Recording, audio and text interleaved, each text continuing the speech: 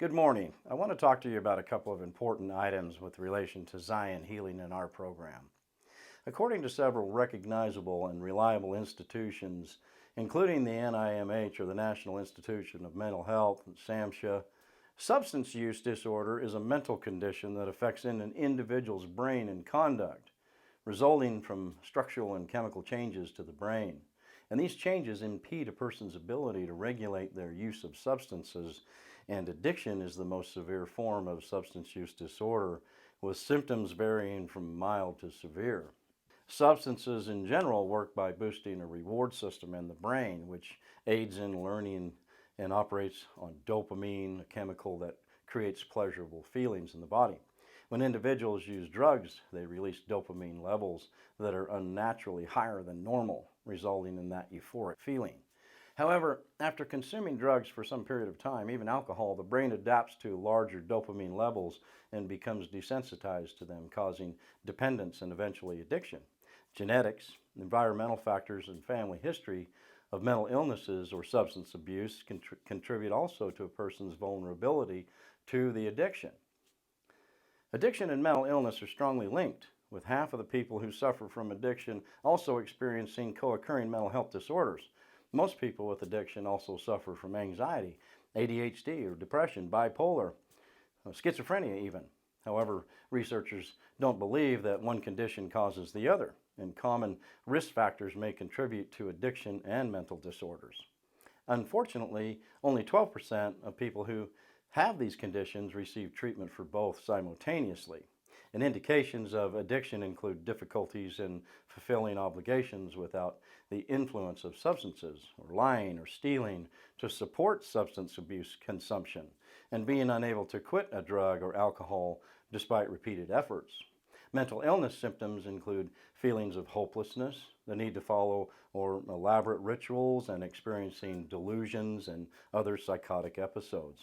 Additionally, there are effective medications that can treat opioid, alcohol, and nicotine addiction while also addressing symptoms of mental health disorders. It's essential to tailor treatment to an individual's specific need and symptoms and draft a treatment plan that targets both conditions simultaneously, not just one versus the other, which is what we do at Zion Healing. For anyone to separate the two disorders of addiction and mental illness is absurd. Doing so is relying on hearsay and old ideals of unsubstantiated information. It's ignorant and misinformed, to say the least. Separating the two will rob an individual of an opportunity to recover from a debilitating disease of mental illness and addiction. At Zion Healing, we do not separate mental illness from addiction. We do introduce education on both mental illness and addiction, but our unique video series, The 15 Promises to Freedom, addresses them as one and the same, and they will both greatly benefit from the unique spiritual program that we deliver.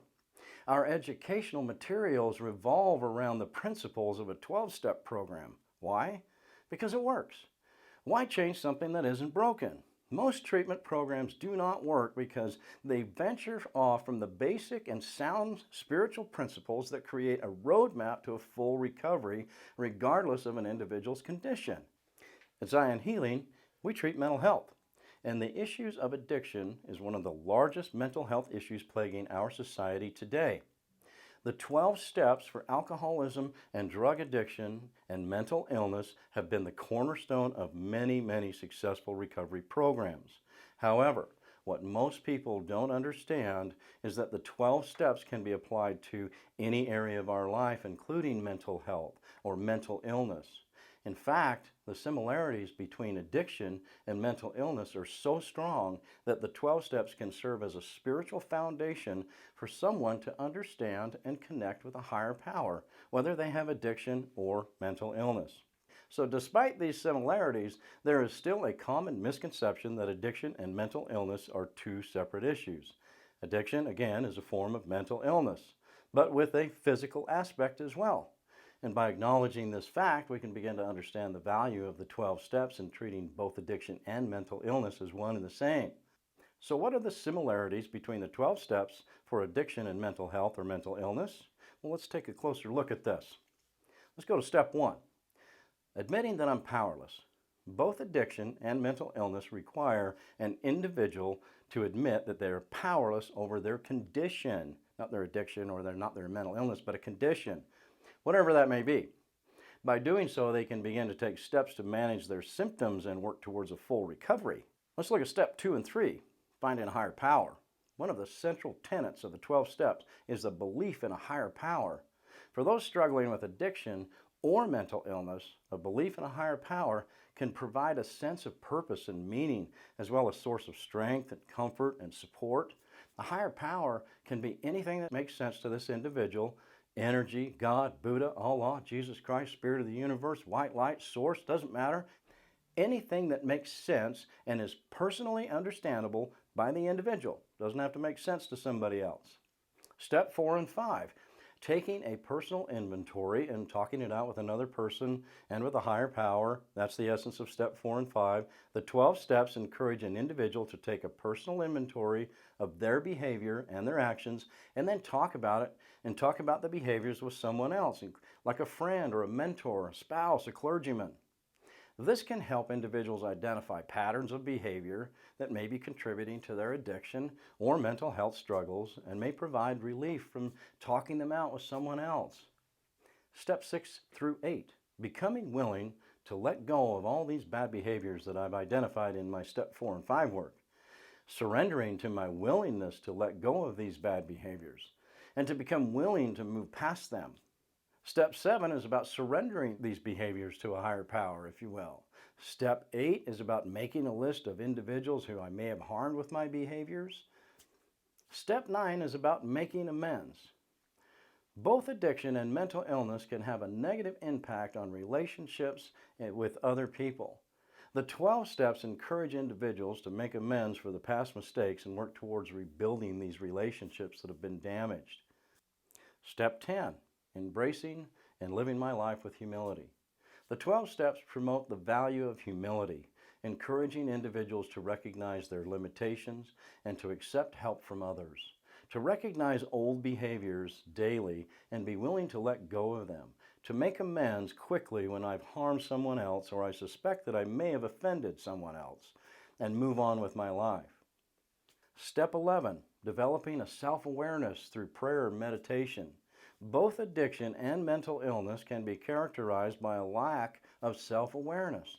Well, the 12 steps promote self-awareness by encouraging individuals to reflect daily on their thoughts and their behaviors, and to work through this through prayer and meditation. Step 12, seeking support and giving to others.